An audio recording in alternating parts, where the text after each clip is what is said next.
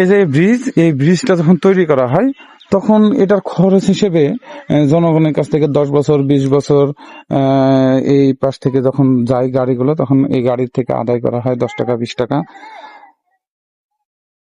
তো এইভাবে সারা বাংলাদেশে কিন্তু এমন অনেক জায়গা আছে, ব্রিজ আছে, কালভার্ট আছে, যেখান থেকে টাকা আদায় করা হয়। কিন্তু যেখানে 3 রাস্তার মোড়, 4 রাস্তার মোড়, এই যে টাকাগুলো আদায় করা হয়, একটা স্লিপ দিয়ে হাতে টোকেন দিয়ে টাকাগুলো আদায় করা হয়, এটা কিসের ভিত্তিতে আদায় করা হয়? আর আরেকটা জিনিস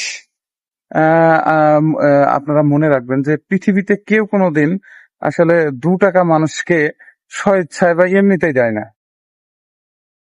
কেউ কাউকে 2 টাকা এমনিতে দেয় না। যারা ব্যবসায়ী আছে তারা কিন্তু 10 টাকা লাভ করার জন্য অনেক রকম পরিশ্রম করে, অনেক কাস্টমারের সাথে অনেক রকমের দরাদরি করে, দর কষাকষি করে 10 টাকা লাভের জন্য।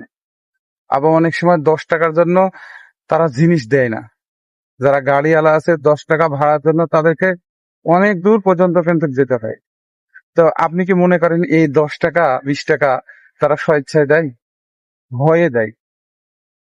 অনেক জায়গায় দেখি আমরা চাঁদা না দেওয়ার কারণে পিটিয়ে জখম করে, হাত পা ভেঙে দেয়, মেডিকেলে ভর্তি করে। তো তারা এর স্বেচ্ছায় কেউ টাকা দেয় না।